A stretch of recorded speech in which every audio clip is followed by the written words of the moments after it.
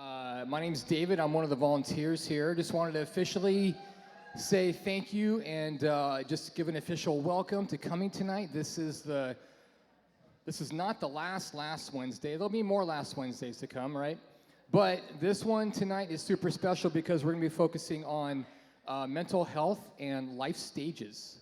So we've got a pretty, I think, in-depth, professional, expert panel of therapists up here that will be coming up later and talking about those issues and answering your questions, I think, as well. So if you're at your table, which obviously you are, there is a quiz at your table. If you haven't had a chance yet to go over that quiz, go ahead and take a few minutes right now to answer some questions.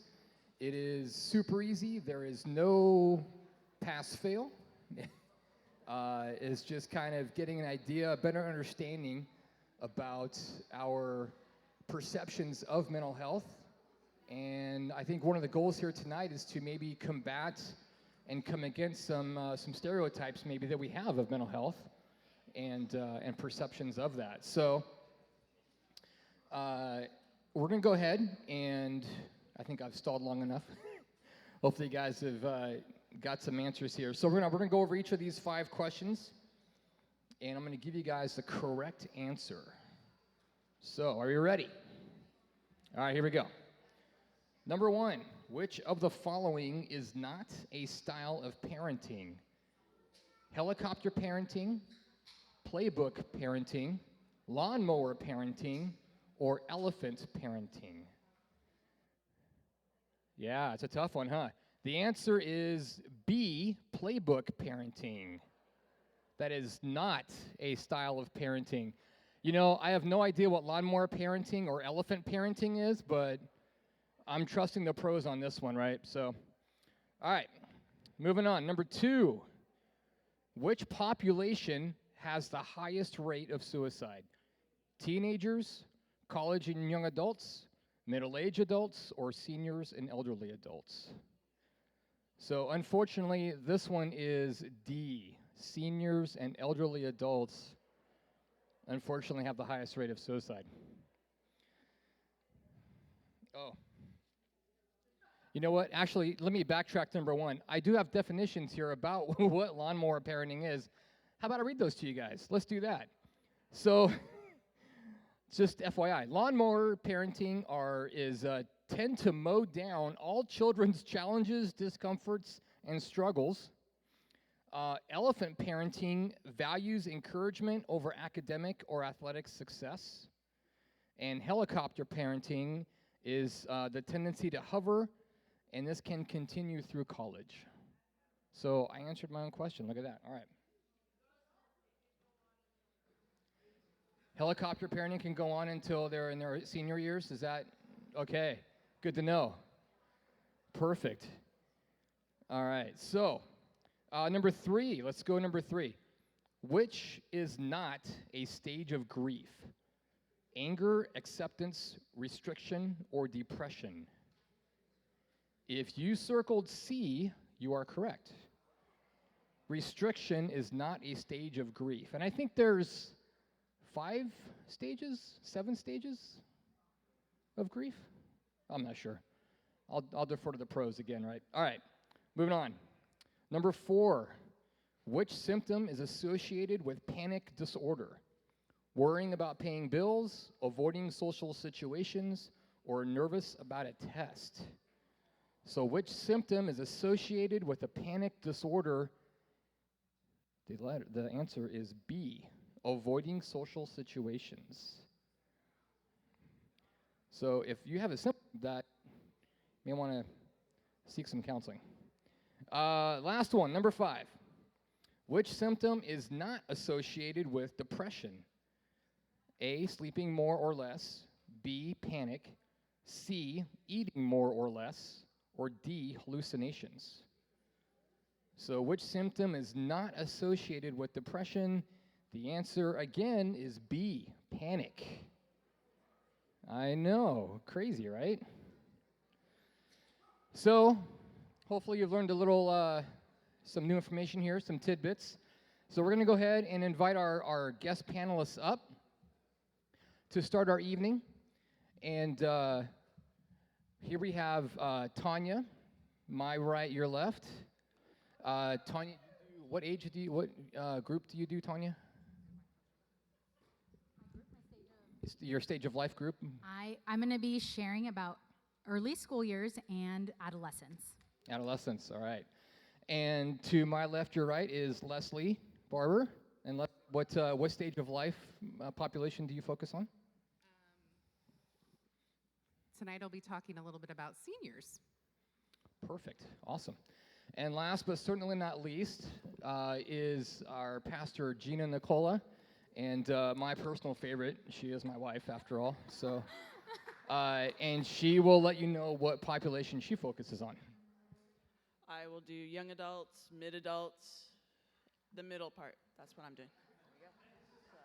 All right, we're glad you're here tonight. And so what we're doing is, like David said, we're focusing on life stages. The quiz was kind of just to give you, it's kind of interesting when you look at little questions like that. Most of us probably would have picked that elephant is not a parent stage, but it is. It's actually not a positive parenting stage, so don't go for that one. And then, a lot of us don't think we were having this conversation. Does depression really have hallucinations to it? And it can if it's super severe. So mental health is super complicated. There is not a cookie cutter answer to anything. And so what we thought we would do is, being a multi-generational church, we thought we would look at multi-generational issues, how mental health touches all stages of life, but the symptoms are not always the same, or the symptoms are the same, but they play themselves out differently. And so we kind of divided it up. And so how the night will go is we will talk about the stages. We'll each go through them. We'll talk about the symptoms also.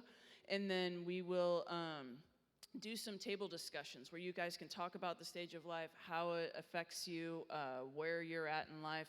Then we'll talk about the coping and how our faith and being Christ followers is affected by this, and how do we continue to hold on to our faith and stand on solid ground as we deal with mental health issues, either within ourselves, our family, or our friends. And then we'll give you some next steps and some opportunities at the end. So we're all therapists. We've all worked together or do work together. And so we're going to let Tanya start.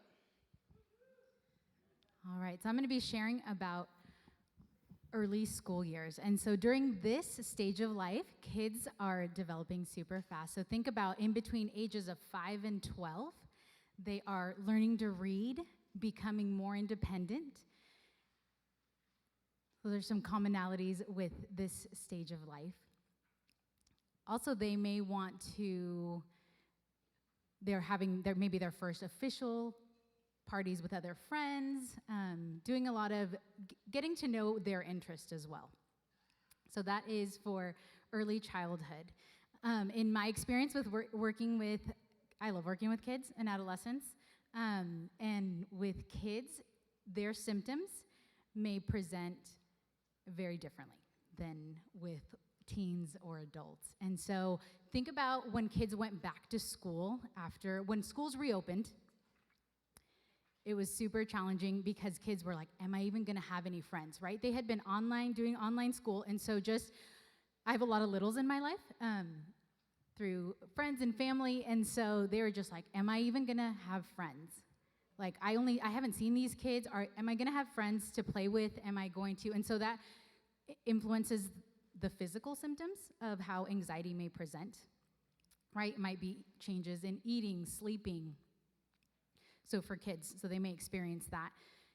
They may also experience some lack of motivation, and so that's some symptoms of, if they're really, really feeling hopeless or sad, they may experience some depressive symptoms.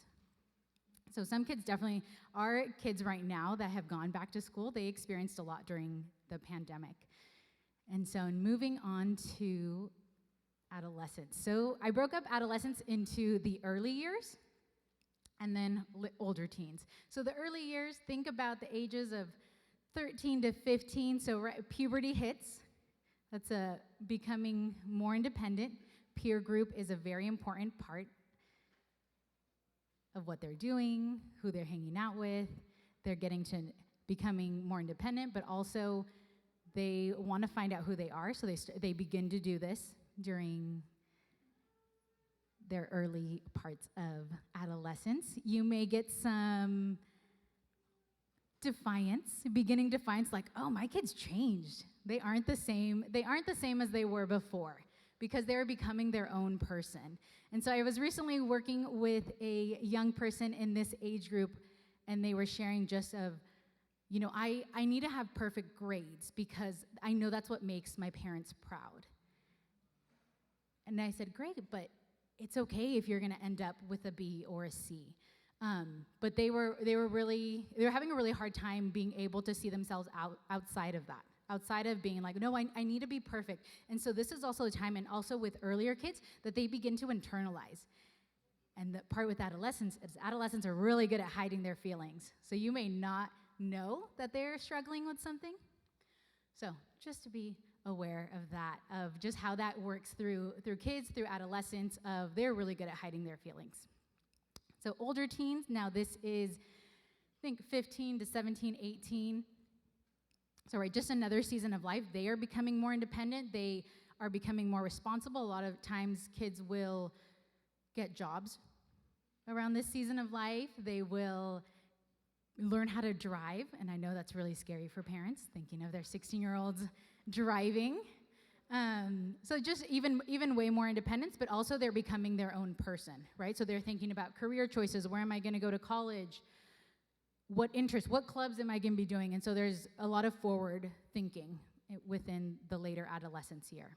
A lot of maturing. Sometimes when I used to work at a high school before up in the Bay Area, and so when I got to meet kids right as 8th graders, when I first did their planning to come into high school, they're totally different. It was just amazing to see them become adults and being able to watch that. And so symptoms with adolescence will also present very differently. You may get a fact of that, like uninterested, lack of motivation.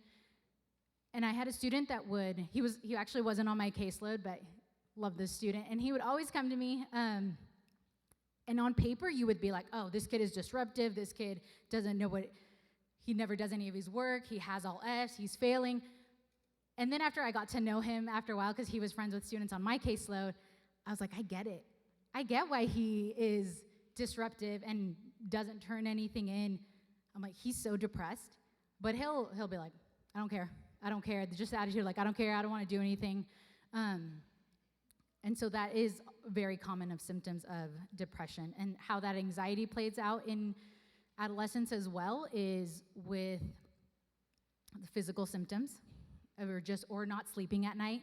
But because they hide things from you, they're not going to tell you they're not sleeping. Or they're going to be really tired, but they also just naturally need more sleep as adolescents. And so I love teens.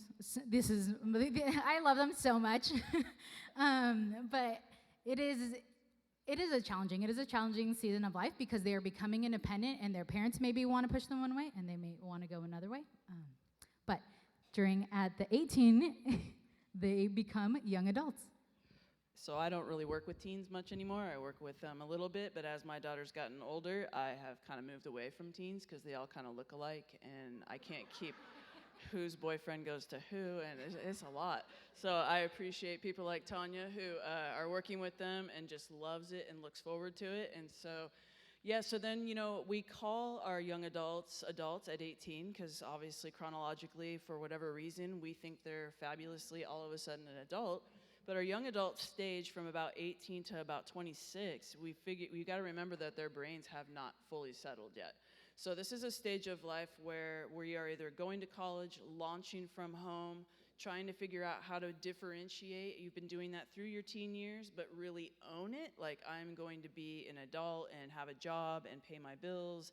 And I have an adult daughter. That paying the bills part, we're still working on that. And so it's like, it's this thing where they want to be adults, but it's also a very interesting stage of life because they so much need you. And so it's a time where I want to launch and be independent, but yet at the same time, I could really use your support and your understanding and your guidance. And so it's an interesting time.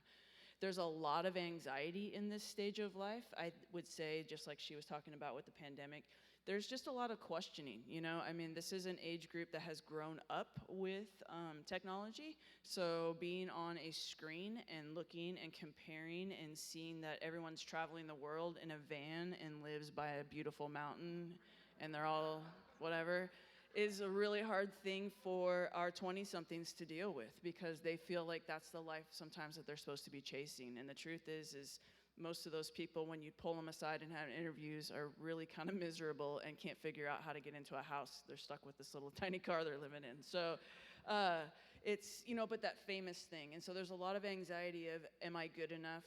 Do I look the right way? Am I going to find someone to be with? Am I going to be alone all my life? If I have a sibling, are they more successful than I am? Do my parents see me as proud? Are they seeing me be successful, or am I letting them down? And so there's a lot of pressure. College is not for everyone, but we make it sound like it is for everyone. So there is a lot of kids who tell us that, well, I'm just supposed to do this. I hate every moment of it, but I'm supposed to do this. And so it's just a weird time. I was telling Tanya this age group in 18, 19 to about 26 all reminds me of junior high. Because junior hires are not little kids. They're also not your high school cool kids. They're in that in-between awkward stage. And I would say that this age group, 18, 19 to 26, are super awkward. They just are like at a place where I'm not a full-fledged adult. I'm not supposed to act like a teenager, but I don't know what the heck I'm doing. And so they're just trying to make it happen. And the pandemic has made the world even more confusing. And I would say that they're just trying to find their identity. So a lot of anxiety shows, just like it shows for us, our older adults, where we're anxious, sweaty palms, get nervous about things, worry about your success, worry about passing tests. There's a lot of worry. And then that worry can just really develop into an anxiousness that they don't sleep, or maybe they're eating or not eating enough, and or not getting enough exercise. And then there's those kids who exercise all the time to just try to process. So we have our young adults. And then we have, and depression kind of looks a lot like anxiety with this age group also, other than the down feelings, the sadness, the withdrawing can be something else that they do. And then once you go from 26, your brain kind of settles. You're supposedly a full-fledged adult. And this is an interesting stage of life. So those of you who are my age and older, we're on the older side of things, 26, a lot of people were married and doing a lot of things like that. But our 26 and middle adults are not in that stage of life. They are not all getting married right now. They're not all thinking that they should be married, be moms, be dads. They're still trying to figure out their career and figure out if this is the career they want. A lot of them have spent all the way up to 26 and have spent their time asking themselves, is this really what I want to do for the rest of my life, Or they've got a college degree and they're still trying to figure out how to make that happen for them. Like, I got it and I work at Starbucks. Like, it's not easy. And so this midlife is where we do transition, though. It's like, I don't know how many of you have been there or remember, but when you turn 30, it was like you're old now. Like, if you're not in your 20s, you're just old. And so 30 is kind of a weird number.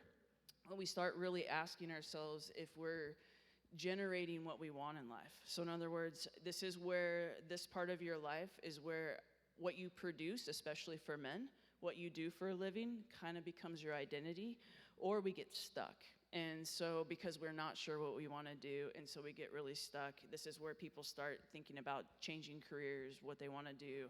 And this is where people start to panic, because if they're not married, if they haven't found someone, they're like, I'm never going to find someone. I talk to a lot of people who are like, I'm just picking the next person because no one's picking me, and I just want to really be married and have kids. And it's like, don't do that. Like, it's just one of those things. But there's an anxiety about maybe not living up to what your dream was going to be. There's an anxiety of, will I have enough money? Will I make it? My parents are aging. So they are also the age group where you're caring for your parents. You might be raising your kids and into college, and you're doing multiple stages of life at the same time, and that can also be confusing. So this is one of those times. Depression is a big thing. I would say anxiety and depression across all these stages of life are just really predominant in our office now. But there is a depression. People looking and seeing, is this as good as it gets? And so those symptoms look a lot like not getting out of bed, just not liking your work, drinking too much, doing substances, trying to numb the anxiety and the depression to just try and basically survive each day. And so we see a lot of that play out. You can see that in the younger years also. But those are some of what the symptoms look like. Though all of the reasons are different, a lot of the symptoms can play out in eating and sleeping issues and not getting enough exercise and not socializing enough. So the next stage is the age of 65 and up or to death, however you want to perceive that stage.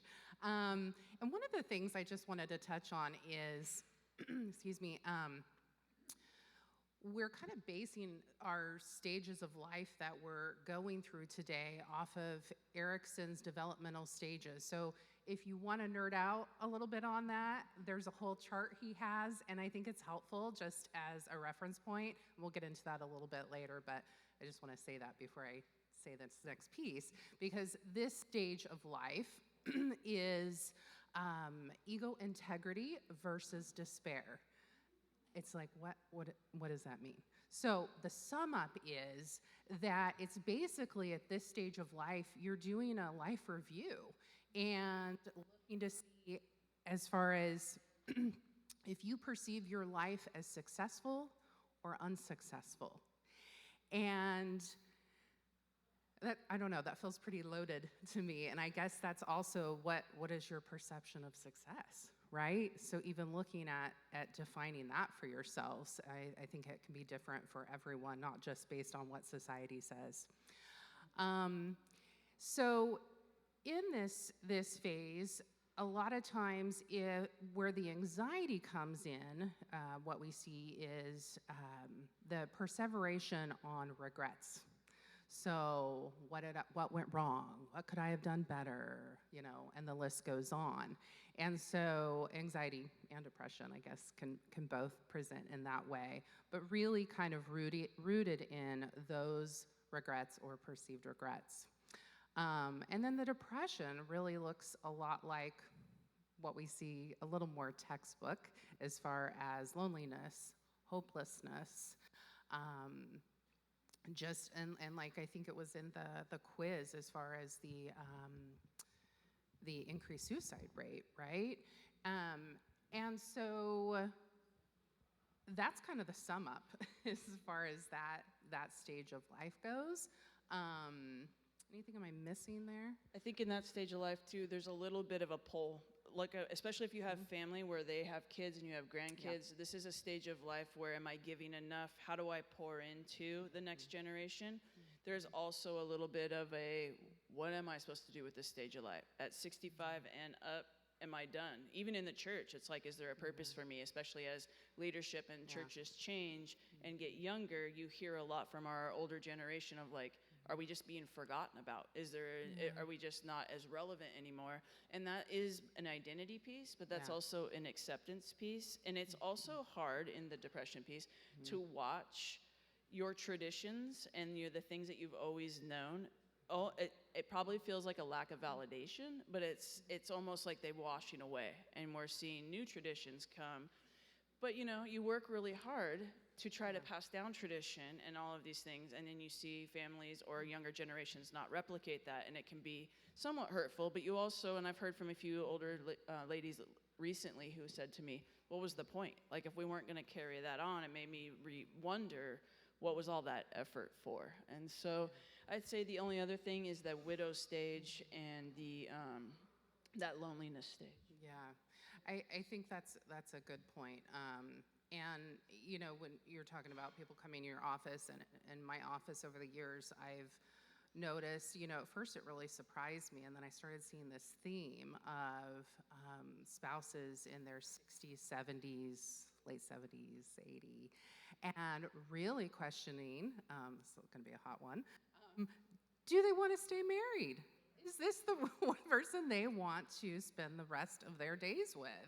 And so I guess I just want to say that to kind of normalize that these things come up, right? This is all part of your life in review. So, yeah. So it's interesting because when you look at every stage of life, everyone experiences anxiety and depression and other things. We're staying on anxiety and depression for the most part because mental health subjects can be a hot mess if you mix too many in at one time. And because I think we can all relate, because we're all created, we all have moments of anxiety, we all have moments of depression. Now, whether it actually becomes a mental health issue is a whole another level, but we all experience it, we can all relate to it. And I think because the three of us had been talking, the pandemic has changed a lot of things, and the way we view one another, the way we relate to one another, and I would say increases the fear of what the future brings. And so we see this really, and even in our littles, like because they saw the fear in us and they saw the masking and all that. What is going to happen next? When will the next shoe drop? They don't always know. And so there's an unpredictability. But with life stages, there's also an importance in recognizing that things change. And so, you're not all in the same stage of life, but you're all affected to some degree by your stage of life or by someone else's stage of life. And so what we want to do is kind of sit at this point and have a little table discussion. We would love for you guys to be able to identify what stage of life you're in. The other thing is what do you love about it? Some of us have moved into stages of life, like I am an empty nester now. I have a daughter who's 24. And David and I love empty nesting, and we also love the fact that she comes home, and we're actually smarter today than we were 5 years ago. She asks us questions.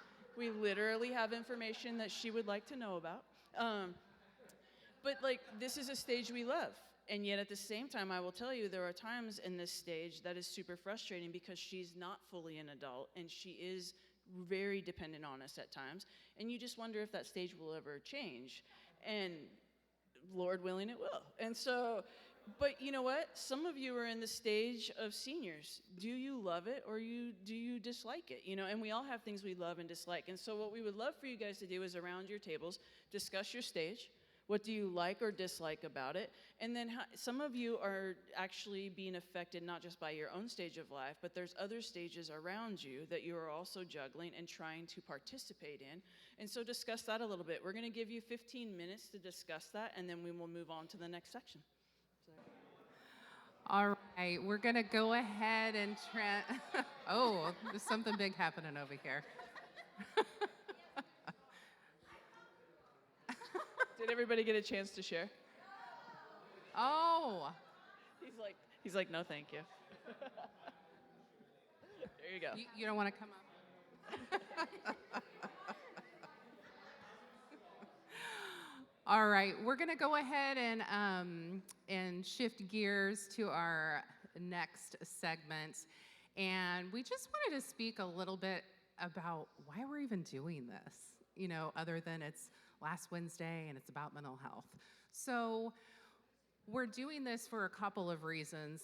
One is there's so many times, I think you guys can relate to this, but I know in our offices, people come in and they have already diagnosed themselves and every family member that they know. And so the overuse of diagnoses is something, it's flooded, it's everywhere, especially TikTok. So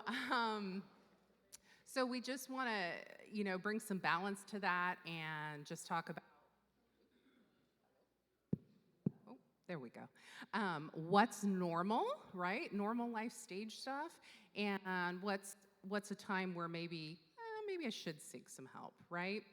The other piece is really just for everyone to have a little bit greater of an understanding as far as all different stages of life. Like in and out here, yeah.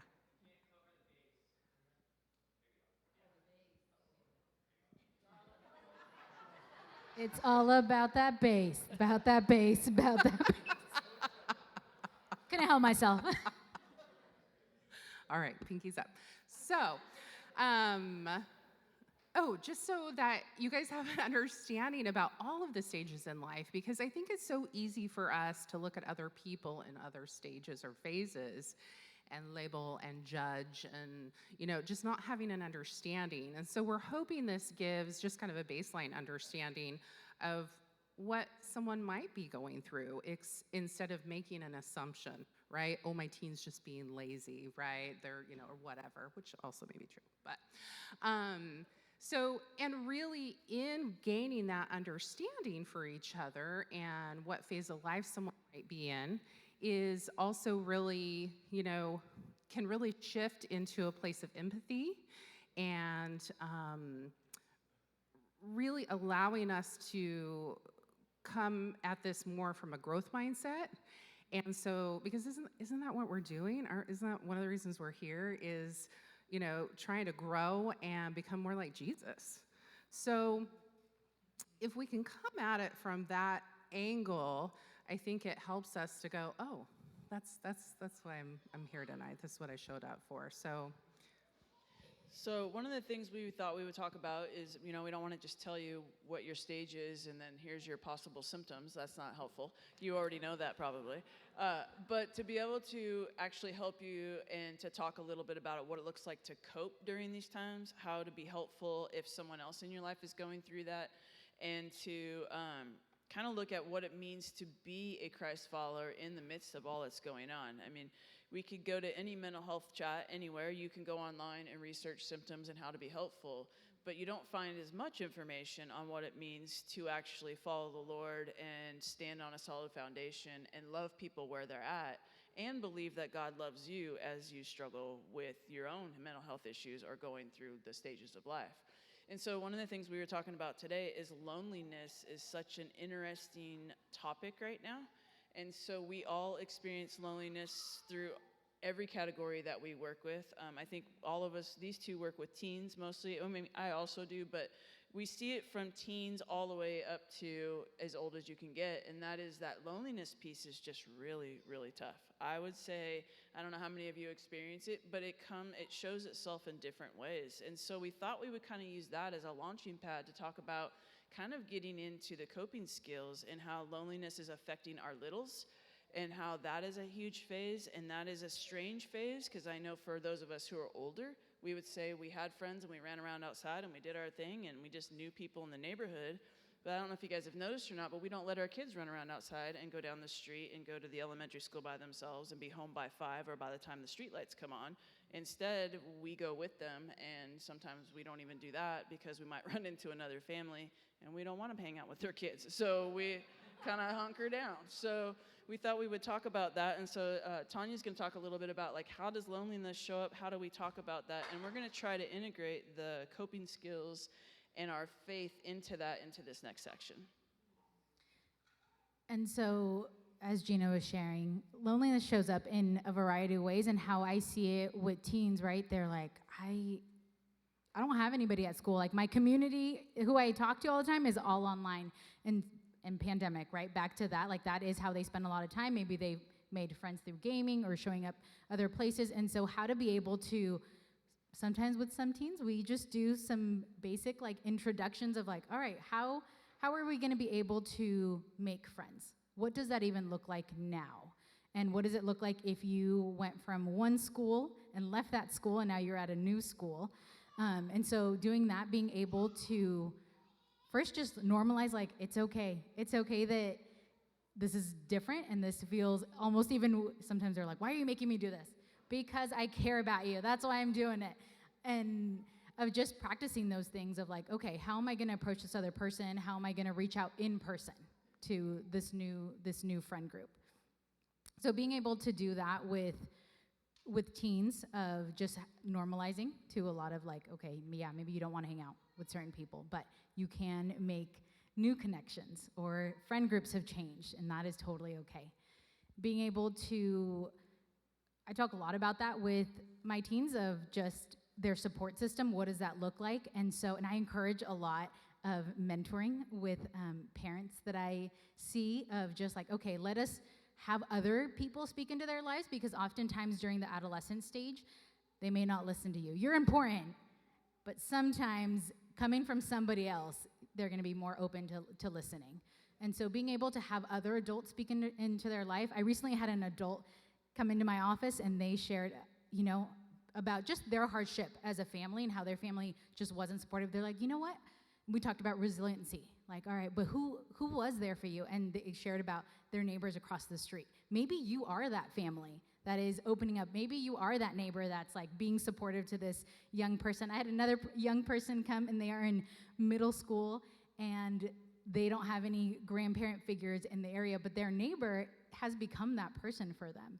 And they sometimes, out of fear, they act out of some aggressive behaviors, but let me tell you, they are the sweetest thing to their neighbor that is in the senior category. So yeah, reaching out to normalizing, being able to find a support system, having other adults be part of your children's lives. I think it's important too with our kids, like our elementary school kids. I think one thing I do want to say about teens, I know it's frustrating for some of us that they're always doing this, but this is also their social world. I mean, this is the world they're growing up in, and they do connect, and they do FaceTime, and they do text, and they do all that stuff. And I know it's different, but I would just want to say, and Leslie and I have talked about this over the years, it's not any different than us going out and going down to the park and talking one-on-one, except we were outside and stuff.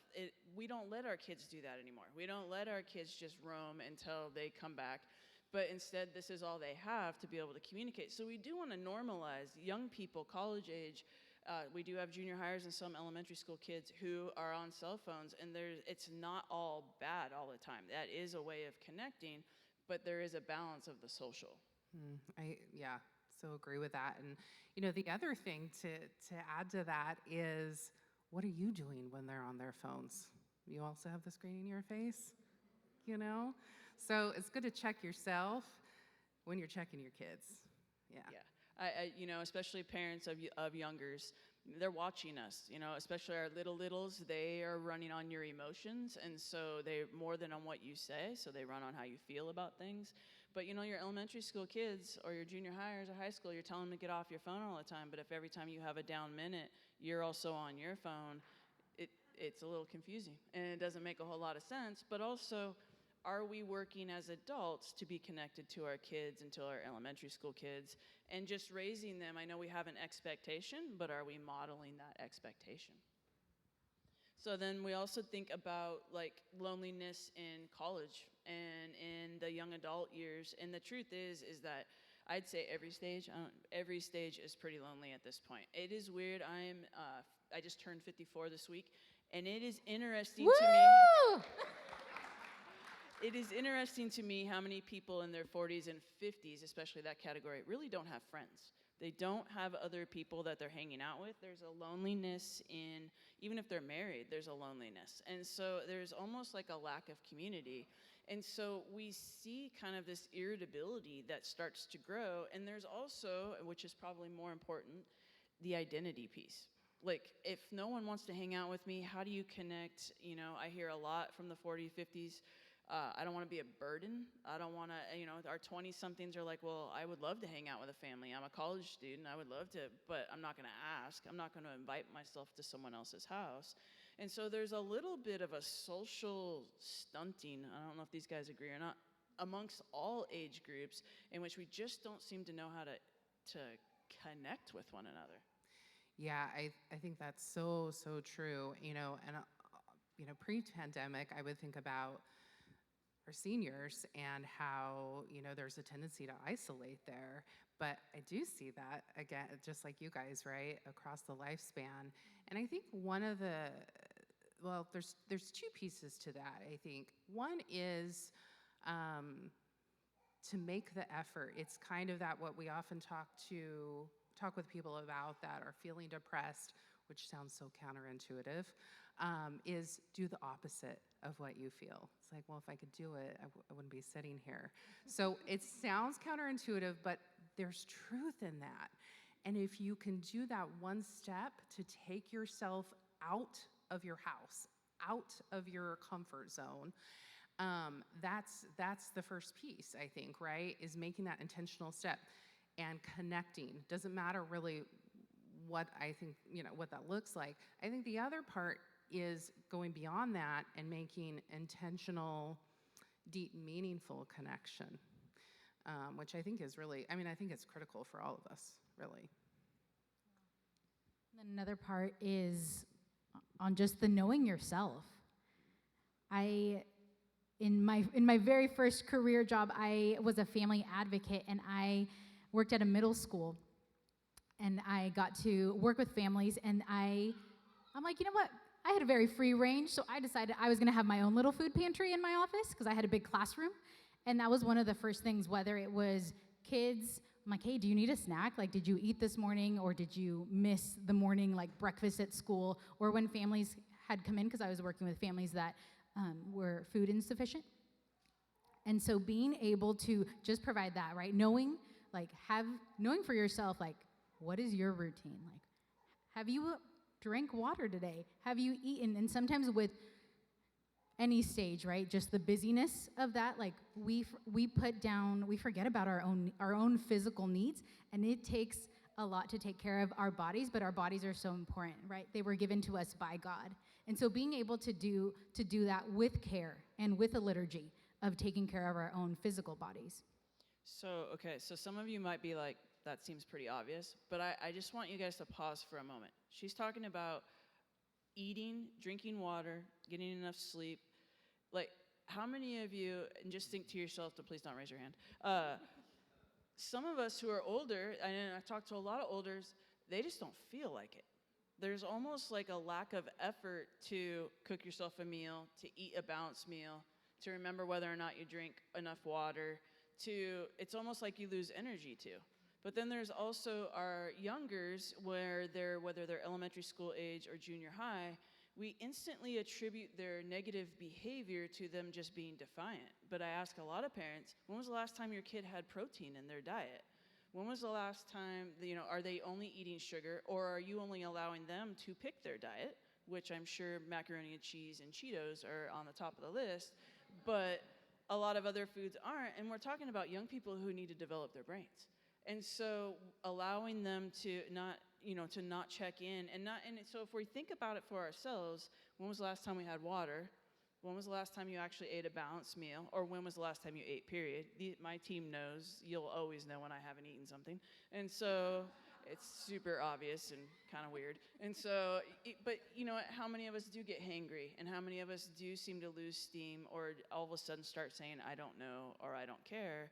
And I think that can be every stage. I think about you guys who are raising littles. You end up eating all of your littles' food because that's what's left over, and there's no time to just sit down at the table, because by the time you sit down, they're crying and they're over it. And so we do have to think about that. And so it's to know yourself is super important. I think it's super important to just really think and take in, are you taking care of yourself, and what are we modeling to any age group around you? What are you modeling to your families, to your friends? And I know the effort's not always there, but then that lack of effort also contributes to our depression or our anxiety, because we are lacking just everyday needs. As we change, we don't need as much sleep. Leslie and I were talking about this. She needs way more sleep than I do. I like mornings, but I don't need as much sleep. And that's okay. Not everybody needs 8 hours of sleep. Very few need 12 hours of sleep, but teenagers do need like 10 hours of sleep. And so there is like a development of all of that stuff that we have to think about, but those are all important. And then exercise, which we all have a love-hate relationship with, is one of those things where we're just wanting you to remember, moving your body matters.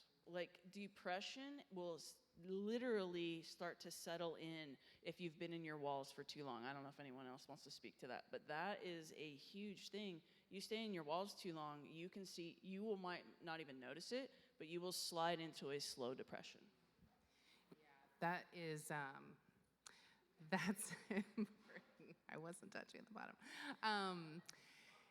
And when we say moving your body, this doesn't have to be like, I'm training for a 5K or a marathon, which, great, if that's your jam, get it. But if it's not, like, don't force yourself to do something. That's not fun, right? God created us to move our bodies, but that can be hula hooping. It doesn't really matter, right? But it's getting some sunshine, Gina. You will never catch her hula hooping, I know. But I think there's some, that is really important, to get out, get some sun, move your body, whatever that looks like for you. I think one thing to think about too, not just that, is our thought process drives almost all of our behaviors. So what you think about and what you focus on drives how you act. So in other words, if you are thinking negatively, if the world's a bummer, if you are constantly telling yourself you're alone, lonely, have no purpose, whatever it is, you're going to find yourself becoming very depressed. If you're telling yourself the world is scary, I can't let my kids out, you're fearful of everything, and you keep talking to yourself about the negativity, the things you see on the news, all of that stuff, you're going to create an anxiety in yourself. And so, we write about, I think it's on the screen, about the thought process, taking every thought captive. And I know in the church we use that phrase often. But what does that actually mean? And so if you've ever heard me talk or know me at all, this is super important to me because I realize that a lot of people really do not pay attention to what they're thinking about. They literally can be sitting around watching TV, and I don't know, especially women, if you're watching TV, you are also thinking at the same time. Because the TV has triggered some thought process for you in which you now decide you'd better bake cookies, the kids need shoes, and your husband hasn't done whatever you needed him to do. Like, a TV show literally can trigger everything for you. Men literally can be like, I'm not thinking about anything. I'm literally watching TV. So it's just one of those things. When you ask your husband, what are you thinking about, and he's got the remote in his hand, he's not thinking about anything. He's not lying to you. So women don't have that capacity. We always think about things, it seems like. And so, but, and I'll let these two speak to it, so I'm not always talking, but it is very important about your thoughts. And I think one of the things I want everyone to realize, unless it's a medical issue, more than likely, depression and anxiety is driven by your thought process, especially anxiety, because you are constantly dwelling on something, whether you're doing it consciously or it's subconsciously running and something that you are worried about. You are probably driving your anxiety by what you're focusing on.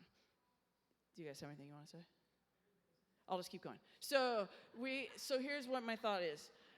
If you're anxious, a lot of times you're worried about something.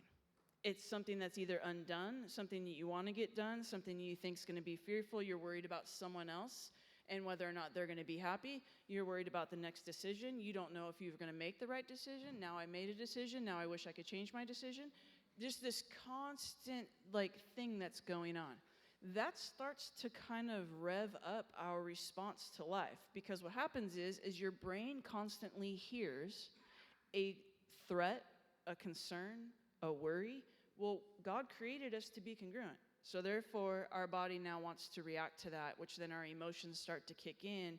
And you will see not only anxiety show itself through sweaty palms, worried, not being able to sleep, waking up in a panic, but you'll work yourself up into a way in which you're constantly worried all the time. And so taking your thoughts captive, I know we have our phrases in the church and we just pull little things out of scripture. This is super important, and I know Tanya has things to say about this, but it is super important to understand that if you really were to focus on your thought process, what it is you're getting hung up on, if you were to actually journal about it, work on it, work with God, get some help, talk to someone, you would find that your anxiety lowers. And so it's just that's a huge piece of anxiety and depression. And being able to, whether you share that with a friend, with somebody you trust, also vulnerability, right? It is really hard. And if you're like, I'm about to share my thoughts with someone, choose someone that you are open with and can share. And if you're like, okay, I can write this down on paper, getting it out, whether that is pen and paper, whether that is on your notes app, because you're like, I don't have anything else. I'm running around chasing my kids. That, and if you have that, of doing a voice memo to just talk it out, and you're like, I'm going to delete this later, but I just need to get it out. Being able to visually see your thoughts makes you reflect. And that will be the impulse of creating some change with our thought process. I was just reminded of something Pastor Hudsko said. It's been probably a few years now, but the phrase of it's okay to not be okay, but it's not okay to stay that way. And I think that's where sometimes we can get really tripped up as far as well, I'm just anxious, I'm an anxious person, or I'm just depressed, or everyone kind of knows me, almost as your identity. And it's I think sometimes we forget we have a choice, even when it doesn't feel like we do, right? I get that. It doesn't feel like we do. But there is a time where we can decide to make that change and to, see a therapist. I know a few good ones, and just kind of work on capturing those thoughts, meaning just noticing, and then working on reframing those, right? And getting unstuck out of that place of I am this. Well, let's change that to what you want to be and who God created you to be, really. So, and I've said this so many times, but your prayer life's important, but sometimes you need to stop praying about your problem and start praying about something different. Being thankful and gracious and having gratitude towards what is going right. And I know that for some people in some stages of life, it doesn't look like anything's going right. But if you woke up this morning, then praise God you have breath today. I know that some people aren't super excited about that because I hear them say that they wish they'd be with Jesus right now. Okay, let's pick something else then. There is just an opportunity to, okay, then I'm thankful for I have a roof over my head, or I'm thankful that I have a family member, or I'm thankful that I can put clothes on, or that there is whatever in the refrigerator. Whether I choose to eat is a whole other story. But finding gratitude, because what happens is it starts changing your focus from looking for everything that is going wrong to trying to fill, I always use a trash can analogy. The trash can of what's going wrong seems to always be full. But how often is the trash can of what's going right actually getting filled up? Is there anything in it? Are we dropping anything in that? And part of the way to do that is journal. I love what she said. Speak into your phone, do your memos. But you know what? I'm a huge fan of pen and paper, because pen and paper, you have to focus. You have to watch yourself write. You have to look at the paper. You have to think about what you're writing. And so you literally are processing and concentrating as you're journaling. Write letters to God. Write out your thoughts. Write out what you're thinking, and then write out what the truth is, especially if it's a lie. If you have a belief system about yourself, no one likes me, no one cares, I don't know who I am, no one gets me, what's the truth? Well, at least we know one truth. God knows you, and he does get you, and he understands why, and he knows who you are, and he knows what drives you. And those are even gratitudes that you can put down until you can start getting momentum on other things. I think prayer life is great. But we also have to remember that sometimes not only are we focusing on the negative, but then we're praying about the negative, and we're just constantly filling up with the negative, and then we're mad at God because he didn't fix it. So kind of looking at that, I think having some spiritual practices, having a rule of life, doing the different things are super important. But I also think, how many times are you telling yourself the truth about what God says about you? And if you're here and you don't believe in God, or you're not sure where you're at with God, then how many times are you telling yourself the truth about your day, looking for what is right, looking for what has gone well, looking for the moment that maybe you just put the dishes in the right place? I mean, there is something that is going right. It can be that small, but sometimes we need just that small. So what we want to do at this next discussion is that we would love for you guys to discuss a little bit about what is your coping skills. How do you see, what do you do? What gets you back on track? What does your depression and anxiety look like, if you're willing to share that? But if you know you're going down that road and you don't really want to share what it looks like, how do you get yourself out of it? Who do you talk to others? Do you journal? Do you seek counseling? What are some of the coping skills that you use in order to get through that? Yeah, and then once you explore that piece, maybe look at that growing edge. Maybe you're like, I do all the things, I journal, I pray, I do all the things. We all have a growing edge. And so maybe look at that piece next too. Like, okay, so what's that next step for me? It's going to be super small. So after this discussion group, what we want to do is we'll close out tonight with some helps and different things like that. We also, just so you know, we want to take some questions if you have them. And so because we know we don't cover everything, and we know that sometimes we skip over things, and that's just how I am all the time. And so you guys would be able to ask questions if you want, and if you don't have any, that's great. But go ahead and gather around your table, discuss those, and then we'll come back in about 15 minutes. Right, we're going to go ahead and wrap up our table talk. Yeah.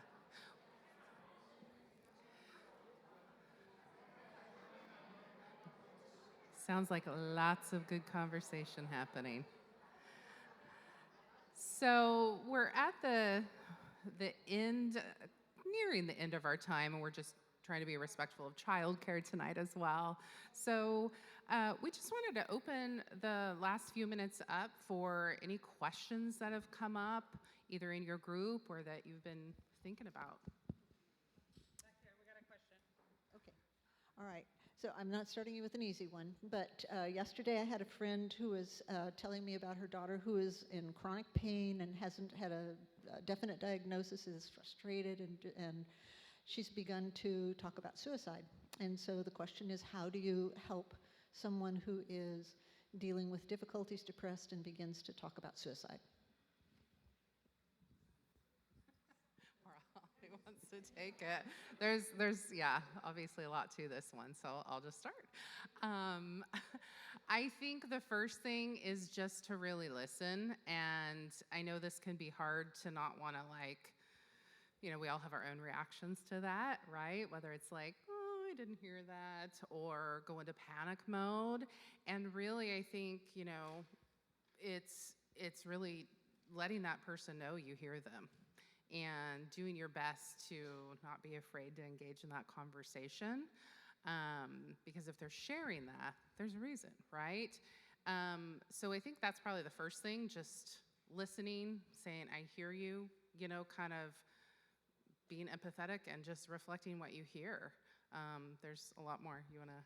So I'd also say that, I would love everyone to validate that someone heard that. I think sometimes people say that they are thinking about suicide, and when no one reacts or no one questions or no one says anything, it can send a message of, well, see, no one cares. Like, no one believes me, no one cares.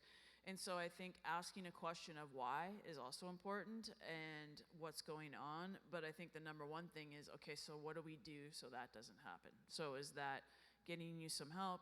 Who is your support group? Should we be leaving you alone, or should we have someone be with you? Do you want me to text you or call you or come by and check on you?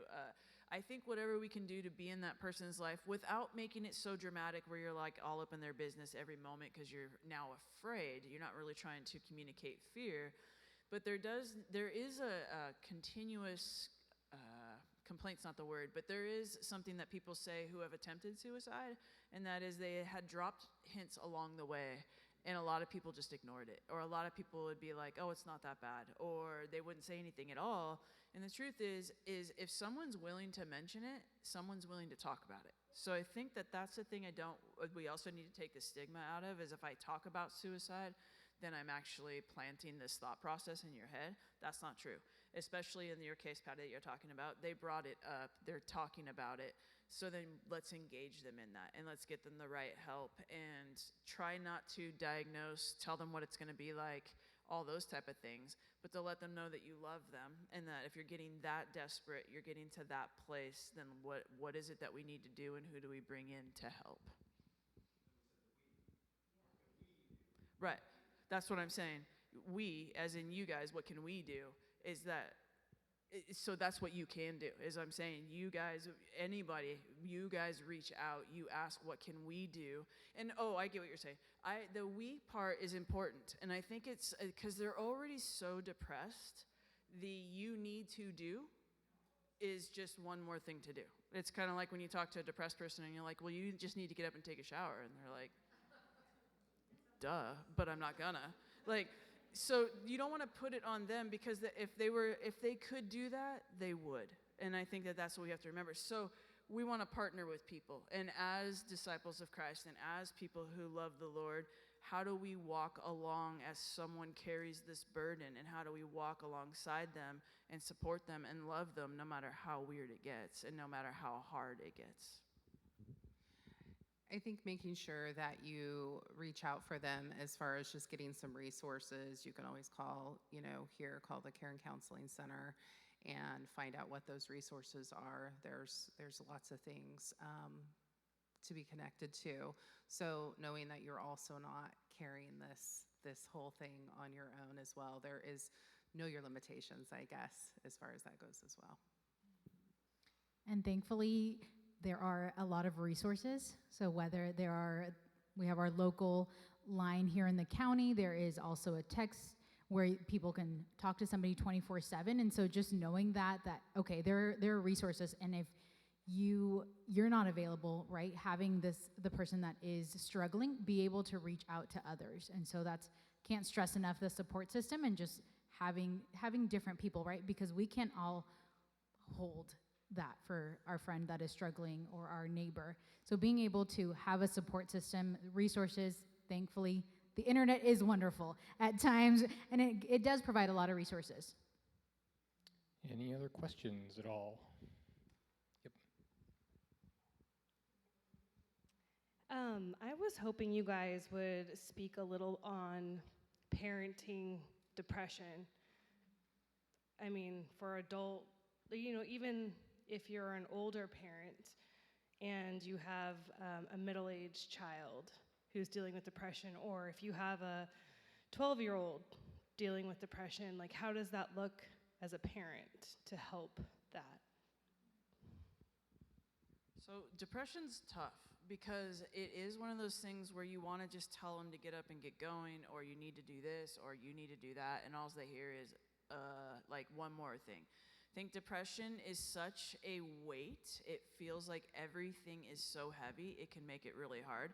If you are, and I'll let others talk to this, but if you're having a teenager who is depressed, not only are they probably sleeping too much or not enough, not only are they completely irritable and not wanting to hear anything you have to say, if they're a teenager or a elementary school age kid, you have to actually be more proactive than just telling them what to do. So there are things that you just have to do as a parent, and that is you will get up, I will go with you.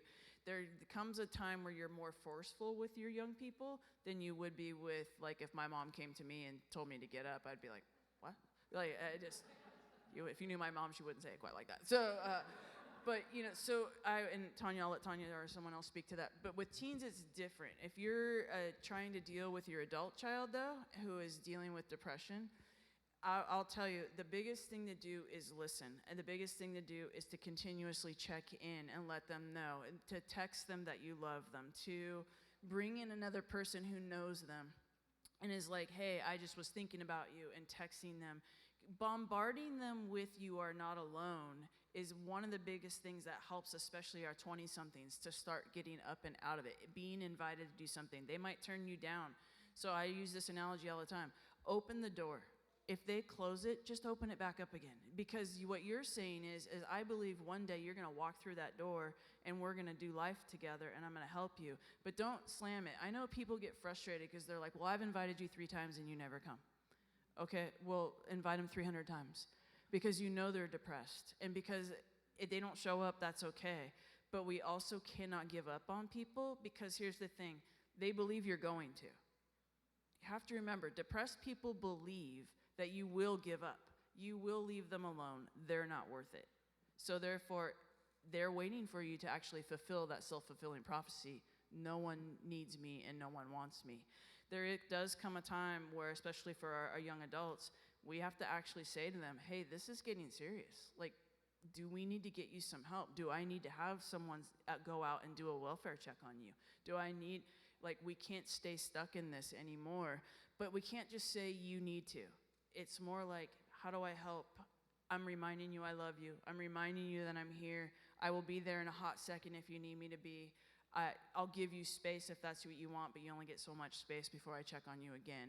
Things like that, because depression is really, really hard to break through, but it's not impossible, especially if we believe in the Lord. There's nothing impossible for him.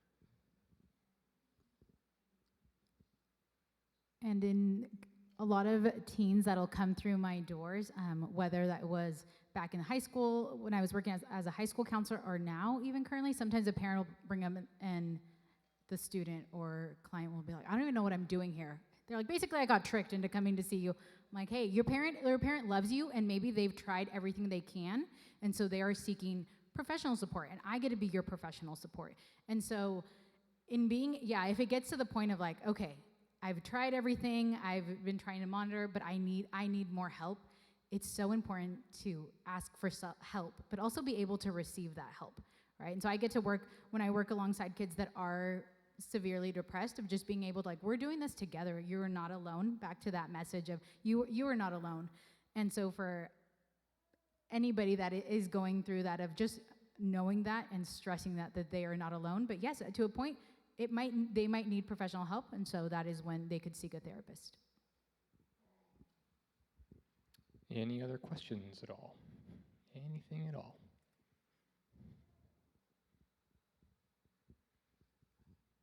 All right, so to end on time, one of the things we want to do is to let you know of a couple other support groups that we are starting. One will start this next month in October, which will be our mental health support group. Now, some of you have heard me talk about, we wanted to develop a support group when we did the first mental health last Wednesday. You probably thought I forgot. I did not. It just takes a lot.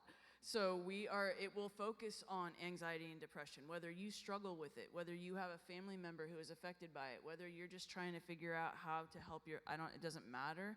This support group will be on Monday nights, and it will be over at the community center. And so we start that on